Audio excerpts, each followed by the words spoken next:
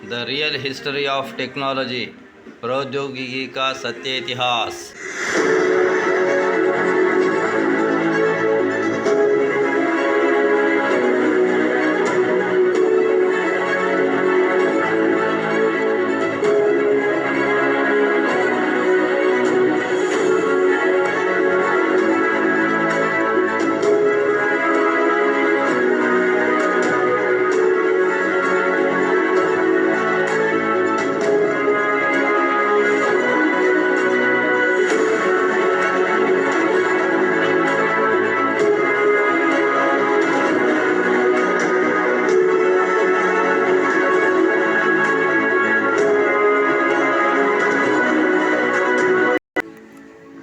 Okay, so the first concept is technological achievements of Greece and Rome.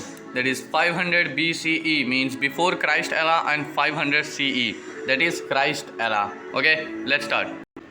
अर्थात Greece और रोम की तकनीकी उपलब्धियां 500 ईसा पूर्व 500 साल सी। दर्शन और धर्म, राजनीतिक और कानूनी संस्थानों, कविता और नाटक और वैज्ञानिक अटकलों के क्षेत्र में ग्रीस और रोम के योगदान प्रौद्योगिकी में उनके अपेक्षाकृत सीमित योगदान के साथ शानदार विपरीत हैं। उनके यांत्रिक नवाचार को प्रतिष्ठित नहीं किया गया था और यहाँ तक कि सैन्य और निर्माण इंजीनियरिंग के क्षेत्र में, जिसमें उन्होंने बड़ी सरलता और सौंदर्य संबंधी संवेदनशीलता दिखाई थी, उनके काम ने नाटकीय नवाचार की तुलना में विकास की पहले की पंक्तियों की समाप्ति का प्रतिनिधित्व किया। प्राचीन विश्व के शास्त्रीय काल के इस स्पष्ट विरोधाभास को स्पष्टीकरण की आवश्यकता है और प्रौद्योगिकी का इतिहास समस्या के समाधान के लिए कुछ सुराग प्रदान कर सकता है। Okay, so the next concept is the mastery of iron. यानी लोहे की महारत। ग्रीको रोमन दुनिया का उत्कृष्ट तकनीकी कारक लोहे का गलाना था। एक तकनीक अज्ञात धातुकर्मियों से प्राप्त हुई, शायद एशिया माइनर में लगभग 1000 ईसा पूर्व, जो रोमन साम्राज्य की प्रांतीय सीमाओं से बहुत दूर फैली हुई थी।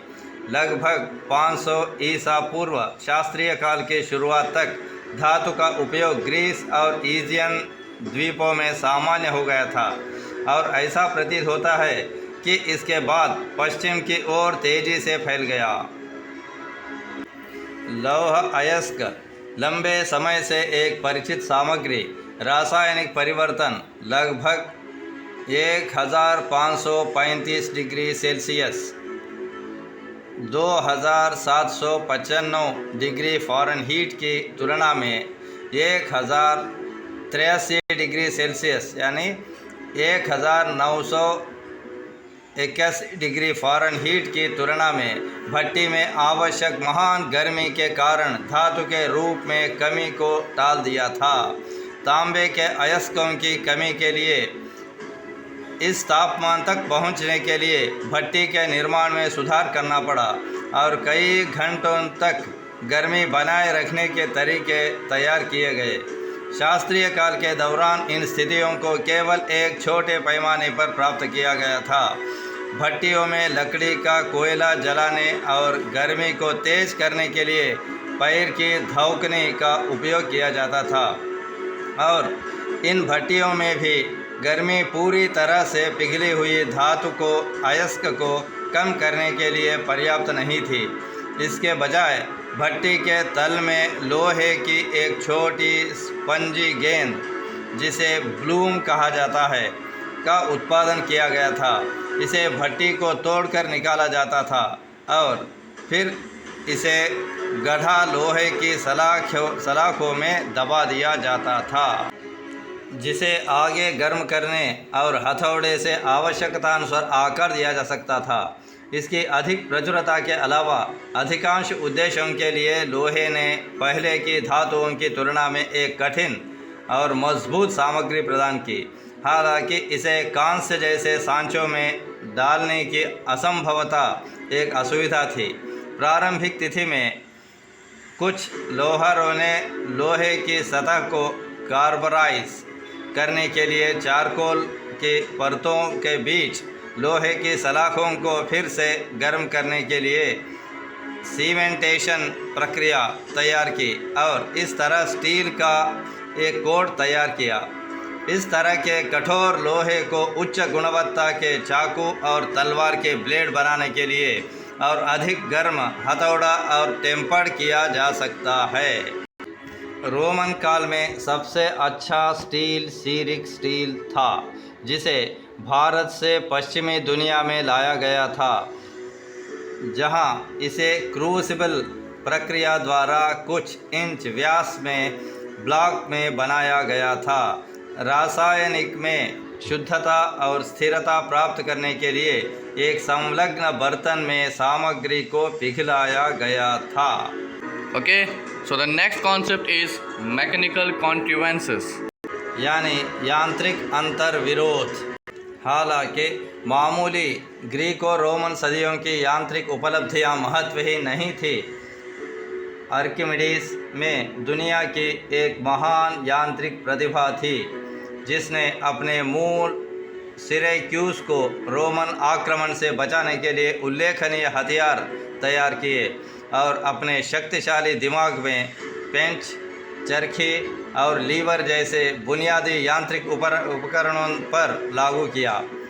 अलेक्जेंड्रिया के इंजीनियरों जैसे कि सीटी सिवियस और हीरो ने पंप, पवन और हाइड्रोलिक अंगों, संपीड़ित वायु इंजन और स्क्रू कटिंग मशीनों सहित सरल यांत्रिक उपकरणों का आविष्कार किया। उन्होंने एओलिपॉइल जैसे खिलौने और ऑटोमेटा भी तैयार किए, जिन्हें पहले सफल भाप टरबाइन के रूप में माना जा सकता है।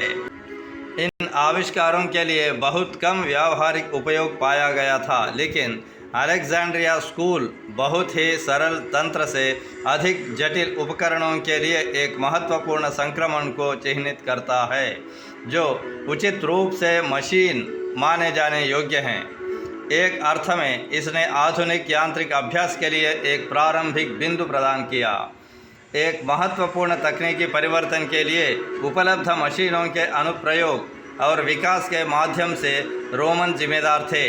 रोटरी गति का व्यापक परिचय, क्रेन और अन्य भारी उठाने के संचालन के लिए ट्रेडमिल के उपयोग में इसका उदाहरण दिया गया था।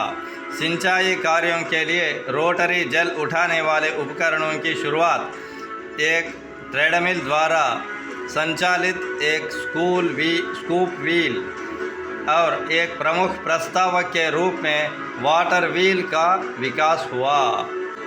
पहली शताब्दी ईसा पूर्व के रोमन इंजीनियर विट्टोवियस ने तरबूजों का लेखा जोखा दिया और रोमन युग के अंत तक कई ऑपरेशन में थे। Okay, so the next concept is all about agriculture. यानी कृषि। लौह युग की तकनीक को कृषि में यानी खेती में लोहे या लोहे की नोक वाले हल के फाल के रूप में लागू किया गया था, जिसने ग्रीको रोमन काल में सामान्य रूप से काम करने वालों की तुलना में गहरी जुताई और भारी मिट्टी की खेती की संभावना को खोल दिया था। इन सदियों के दौरान हल के निर्माण में धीरे धीरे सुधार हुआ, लेकिन 11वीं शताब्दी ईस्वी तक पृथ्वी पर मुड़ने के लिए मोल्ड बोर्ड दिखाई नहीं दिया, जिससे सोड को मोड़ने की क्षमता उसके मसौदे के बल की तुलना में हल चलाने वाले की कलई पर अधिक निर्भर थी। टीम इसने भारी ज़मीन से निपटने को हतोत्साहित किया। इस प्रकार भारी हल की क्षमता का यूरोप के समशीतोष्ण क्षेत्रों में रोमन काल के बाद तक पूरी तरह से दोहन नहीं किया गया था। कहीं और उत्तरी अफ्रीका और स्पेन के सूखे मौसम में रोमन व्यापक सिंचाई प्रणालियों के लिए जिम्मेदार थे। पानी बढ़ाने के लिए आर्किमिडीज स्क्रू और नोरिया एक जानवर या पानी से चलने वाले स्कूप व्हील का उपयोग करते हुए दिखते थे। Okay, so the next concept is building. यानी इमारत।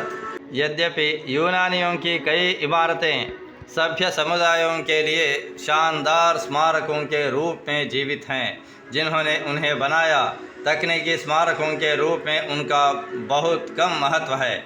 यूनानियों ने स्तंभ और लिंटेल निर्माण का एक रूप अपनाया जो मिस्र में सदियों से इस्तेमाल किया गया था और लकड़ी के निर्माण के अनुभव से प्राप्त हुआ था। किसी भी बड़े अर्थ में यूनानी इमारत ने तकनीकी नवाचार का गठन नहीं किया। रोमनों ने अधिकांश औपचारिक उद्देश्यों के लिए ग्रीक शैली की नकल की, लेकिन अन्य मामलों में वे प्रौद्योगिकी के निर्माण में महत्वपूर्ण नवप्रवर्तनक थे। उन्होंने पक्की ईंट और टाइल के साथ साथ पत्थर का व्यापक उपयोग किया। उन्होंने एक मजबूत सीमेंट विकसित किया जो पानी के नीचे स्थापित हो जाएगा। उन्होंने मेहराब, तिजोरी और गुंबद की स्थापत्य संभावनाओं का पता लगाया। फिर उन्होंने इन तकनीकों को एम्फीथिएटर, एक्वाडक्ट्स, सुरंगों, पुलों, दीवारों, प्रकाश स्तंभों और सड़कों पर लागू किया। एक साथ लिया गया इन निर्माण कार्यों को रोमनों की प्राथमिक तकनीकी उपलब्धि माना जा सकता है। ठीक है। ओके, सो होप कि आपको सारी चीज़ें अच्छे से समझ आ गई होगी। ठीक है, और बस आज के लिए बस इतना ही। और ये जो टेक्नोलॉजी का इतिहास के जो ये पार्ट्स चालू है हमारे चैनल पर, वो अब तक समाप्त नहीं हुए हैं और इसका पार्ट 7 भी आने वाला है, तो बने रहिए हमारे साथ। तो यदि आपको यह वीडियो पसंद आए तो वीडियो को एक लाइक ज़रूर करें और दोस्तों के साथ शेयर करना ना भूलें। उन्हें भी तो हम जो तकनीक यूज़ करते हैं वो कहाँ से आए वो पता चले। नए हो तो चैनल को सब्सक्राइब ज़रूर करें भाई। ठीक है, एंड यस, यदि मन में कुछ डाउट हो तो कमेंट कर दीजिए। सो गाइस, मिलते हैं अगली वीडियो में। तब तक के लिए bye bye, take care and stay safe. Okay, bye bye.